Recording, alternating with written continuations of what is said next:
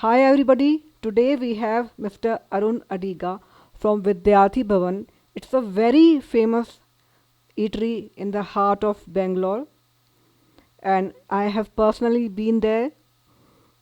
I know it's a place, wonderful place where so many movie stars and politicians have visited. Arunji, it's a pleasure and an honor to have you at our podcast. Welcome to our show. Please tell us something about yourself. Yeah, hi Anuradha. Thank you for inviting me to be a part of this program today, and I'm really delighted to be a part of it. And before we go ahead, as you said, you wanted to know about me. I think, in short, let me tell you that I am actually the third generation part of the Vidyarthi Bhavan family, and my father Ramkrishna Diga took it over. He is the second management of Vidyarthi Bhavan. But Vidyarthi Bhavan was started way back in 1943 by two brothers, Venkat Ramana Ural and Parameshwara Ural. And they started and they ran the show for 27 years, after which my father took it over in 1970.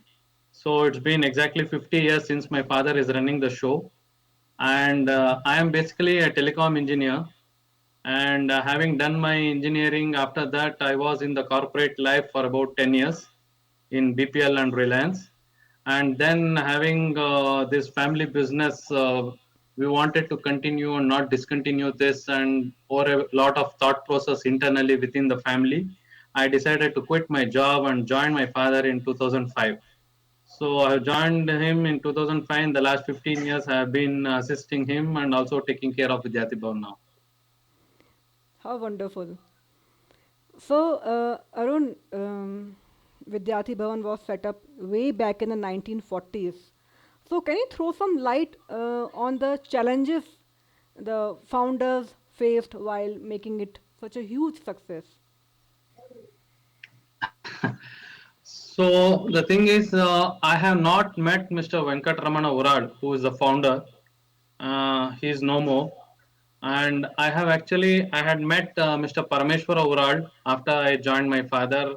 I had met him and I asked him about like what all the difficulties he faced and how it started. I wanted to dig out information of how, when, and what during those days, because we had no such documentary proof of photograph or something like that. So except for a few of the items and verbally when it was started, and in fact I got to get hold of some agreements, and I got to get hold of some rental agreements way back in 1943 what he had. So these are all the records which I happened to get from him after speaking to him. So what I understand from them, because I have met Mrs. Venkatramana Ural. She, in fact, she expired last year, about 2 years back. I had met her also a few times. I had met the sons of Venkatramana Ural as well as sons of Parameshwara Ural. So Okay. they moved in from Hosur to Bangalore in search of establishing themselves in the hotel business, and got to know about this place in Gandhi Bazaar. And there was a small canteen kind of a place in this place in early 40s also, it seems. So they bought this place in 1943. They started this restaurant as a students' canteen. Okay. Yeah, basically during those days, if you understand, Baswangudi is one of the conservative society in Bangalore. Bangalore city was the cantonment and city was the main business place. The residential localities, two residential localities came up. One is Baswangudi, one is Malleshwaram later that came up. So both these places were very very traditional and conservative society, and people family never used to go around to restaurants to have food. Uh, People who used to come outside on job or students who are studying here used to depend on hotel food, canteen food. So this was started as a students' canteen, and since there were a couple of other restaurants in this area during those times also, so the person wanted to name it, have a unique identity. So he called it Vidyarthi Bhavan. so to attract Okay. students. All So right. All right. basically, there were two main institutions in and around this place when this was started in 43. One was the National College, National High School. The other Okay. side was the Acharya Pathshala, APS. All right. So the students of these two institutions. So this was in fact placed almost in the center of between these two locations. All So to right. attract those students, they named it Vidyarthi Bhavan, and it started as a students' canteen. So when they started, it was actually Mr. Ural brothers. They started as a livelihood. Nobody envisaged it to become a milestone down the years or make it as a very big. So it was a very very basic livelihood they wanted, and in fact they struggled so much. And Mr. Parmeshwar Ural and even Venkatramana Ural struggled so much to have established an identity for this over a period of time, and masala dosa started becoming famous because of their Mr. Parmeshwar Oral's hand recipe of this dosa. And in Okay. 1970, in fact, Parmeshwar Oral, as he aged, his children were they moved out into different other avenues like banking and other places. So they didn't join their father. So he said that he is almost retiring and he want to sell it off. So he was done with it. And my father had come to Bangalore in 1961-62. He was working in different restaurants, and after he got married in 68, he wanted to establish his own business. So through some common friends, he came to know that this Vidyarthi Bhavan is on sale. He had a discussion with these people. Even we are also hailing from the same place near Udupi, coastal Karnataka. Even the founders, Ural brothers, were from coastal Karnataka. So through a common channel, my father got to know them, and he had a discussion with them and took it over.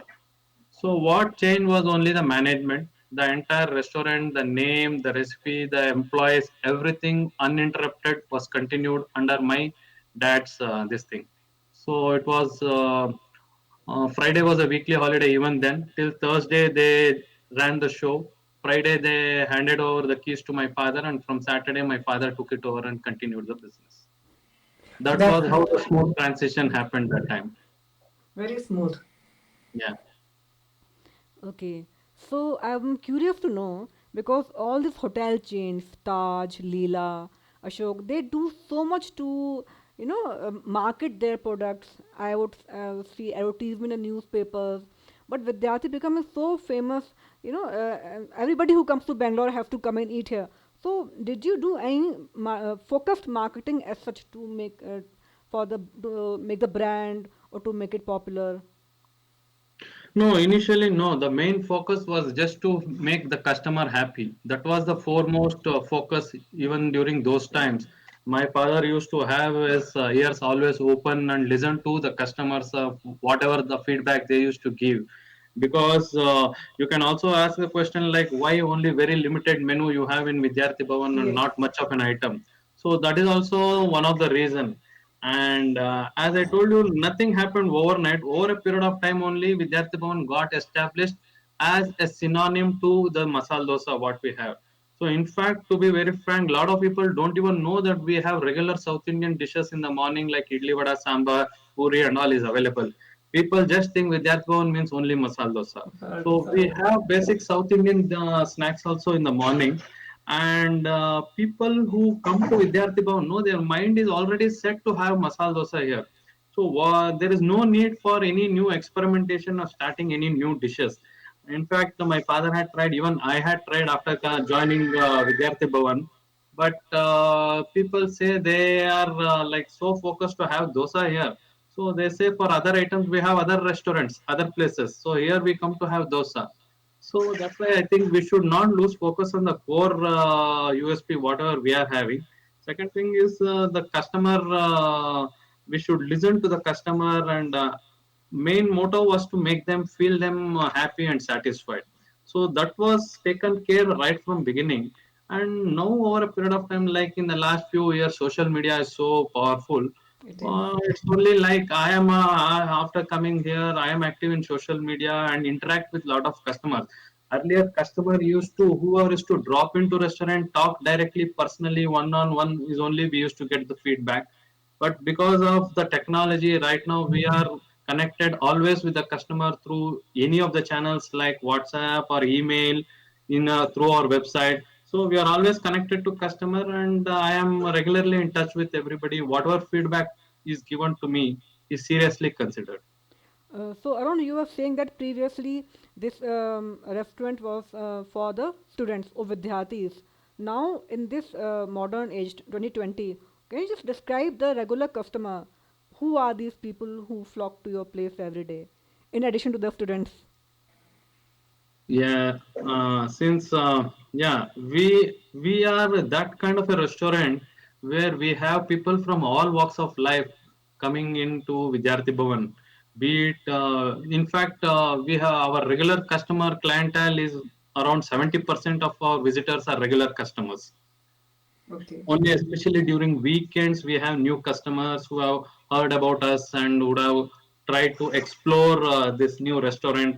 Very few new customers are there only over the weekends, but Okay. regular days we, in fact, more than 70% are regular customers.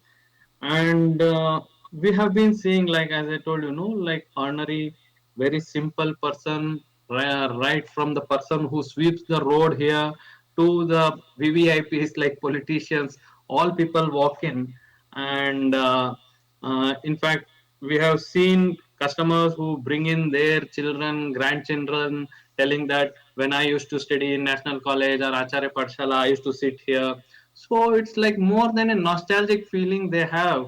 In fact, after coming back, maybe they would have gone out and come back to Bangalore after so many years. And if they find this place still intact, the same place, so anybody would get a goosebump to go back to that place and experience that. So that's what I have been telling. See, our dosa, yes, we have a special, unique way of making dosa, but it's no big rocket science. Anybody can make dosa. It is the basic ingredients and how we prepare the proportion and the ratio. Anybody can replicate it. Also, no big thing in that. But one unique thing which we can boast and claim is that experience, that nostalgic feeling. I don't think so anybody else can give. So it's like more than sentiments which is attached to this place rather than just coming here and having a dosa or a coffee. It's more than a sentimental value, the nostalgic value. And say, for example, you or me, the place where we studied, if you go back to that college and if you still find that canteen over there still there, don't you get a lot of memories? So it's Yes. more than the tiffin items. Nostalgia, happiness, a It's sense of just the attachment. experience, attachment, sentiment of that same place, which is still physically present over the same place. With, yes, we have done some minor cosmetic changes, but physically we are in the same place, same name. So, and in fact, more or less the same dosa. So it is definitely nostalgic. But Arun, it is your dosa is really very delicious. So I am curious to know how do you maintain the quality years after years after years? Because see, if I am coming, I am feeling nostalgic. But ultimately, it is the food that keeps me coming back. So how do you maintain that quality over the years? It's not an easy task. That's what. Basically, what we have done is, yes, we also have changed. The hands have changed. The cooks have changed. It doesn't mean like last 50, 70 years it's the same cook. The whole process is documented and disintegrated so Okay. that each person does his own job. So even if he is on leave, say for about for 15 days, the quality should not change. So what we have done is we have disintegrated the whole process of making the dosa, right from soaking the rice and lentils to the grinding to the mixing. Then the dough is prepared overnight, fermentation. All the processes are disintegrated to different jobs for different people. So if one person is on leave, we would have trained couple of more hands so that a guy is on leave also, the other person takes care of that portion job. So let him not worry of end to end who he has to do. It's not like single person has to do end to end job.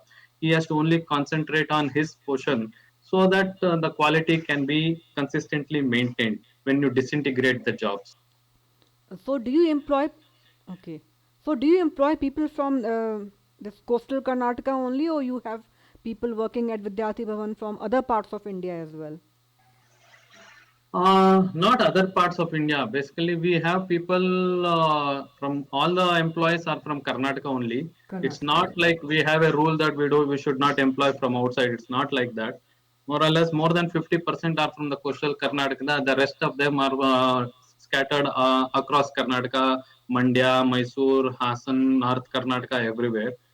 So basically, like as I told you, like we have people from coming from all walks of life, local people.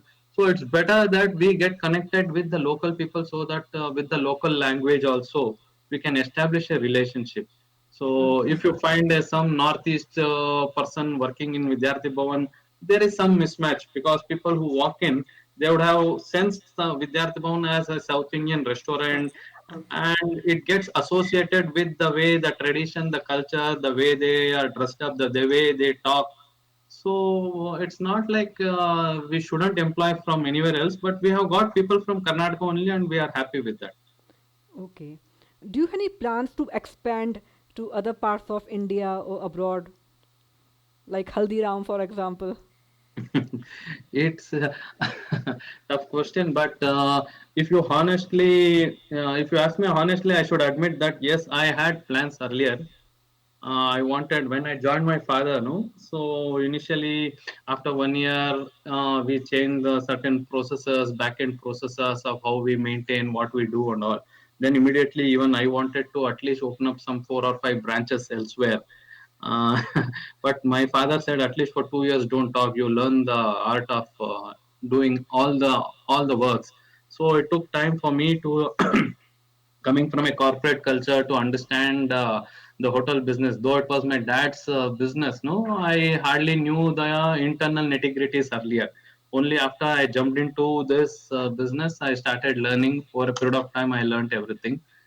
And I if you ask me, I still feel that we should have branches elsewhere. But somehow my father is against it, because he says his only question to me always is, how many Taj Mahals you have. You can't have a replica of Taj Mahal in every city. Perfect answer. So people have to go there to see that. So let them come here to Great. have it, is what he says. But I differ with that answer. As we move on with the technology, I think there are other ways and means of maintaining the consistency. Let's see. As of now, I adhere to my father's words. So in future, I don't know. We might have branches. Let's see. So Arunji, this is a people want to do become an entrepreneur, want to do their own thing.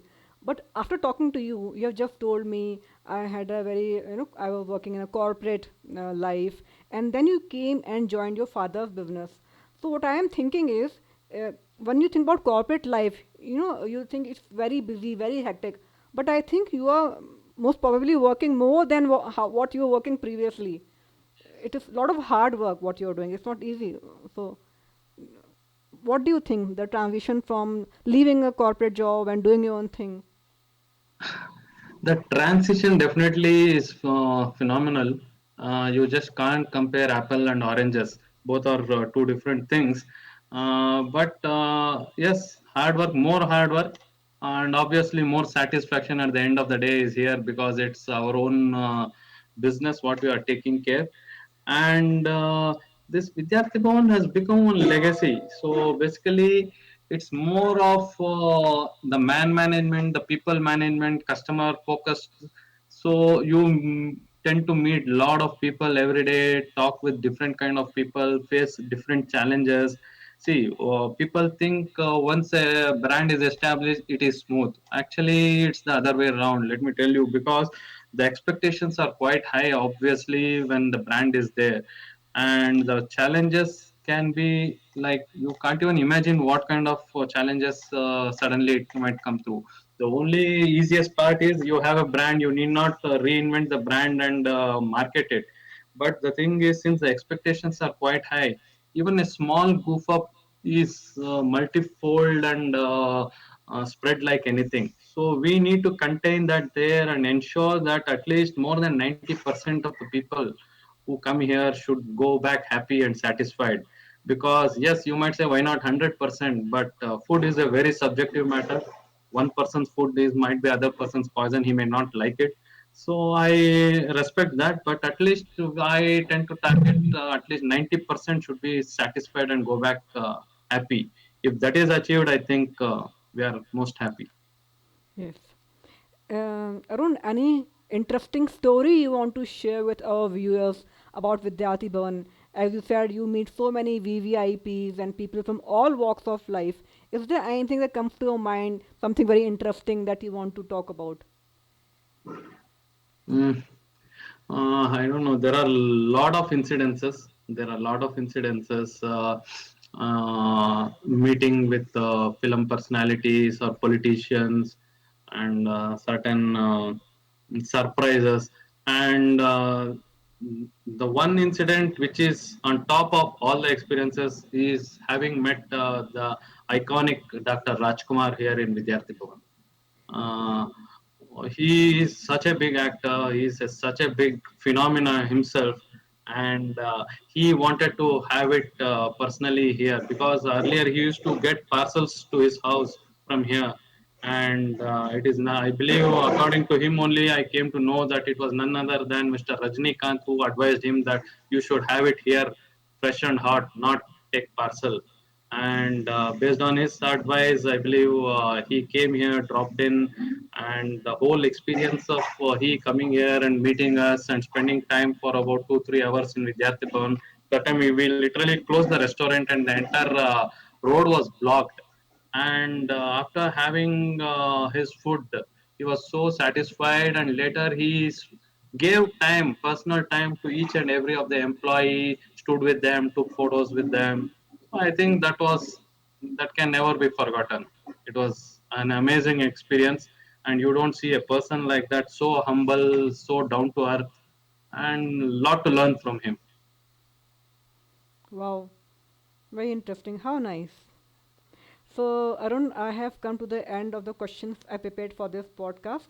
If there's any message you want to give to our viewers about entrepreneurship, about your personal experience, anything at all, the stage is all yours. uh, See, I'm no big man to give any messages to anyone. But one thing in my short experience, what I learned is we should have a lot of patience and perseverance in whatever we do. Because since I had seen the corporate life, and as you said, it was a transition for me coming into this. And starting a new restaurant is actually a different thing. But I joining in a successfully running restaurant, joining my dad, so that I had employees who used to drop me and pick me up from school, and now I have to become boss to them is no easy job. So basically, it's not the question of becoming boss or something like that. You should be a part of the family, treat them as a family. You give respect and you get respect naturally. So once that is done, you should have a lot of patience because uh, there are a lot of challenges. You should wait for the right time and the right opportunity to show and prove your skills. That is when people will start accepting you. Nothing can happen overnight, is what I have felt. And my people also started accepting me after a couple of years. In fact, the first 1 or 2 years, let me tell you, it was so tough for me. In fact, I had many a times after going back home, I used to tell my wife, let me go back to my job. What shit am I doing here? I think it's people are not accepting me. Maybe let me go back to my job where a 5 days work and enjoy with family over a weekend was a different kind of a culture I was having. But now I have no regrets. I can tell it as a story. So only I can tell that was a success because of the perseverance and patience which I had, and my family supported at that point of time. Had that not been there, I think maybe I wouldn't have been here and I would have gone back to my corporate job. So basically, patience and perseverance will take you to places. Thank you for this wonderful message. I'm sure viewers have learned so much from you today, Arun. Thank you so much for coming to our podcast. Thank you for a wonderful time, and I wish you have a nice day.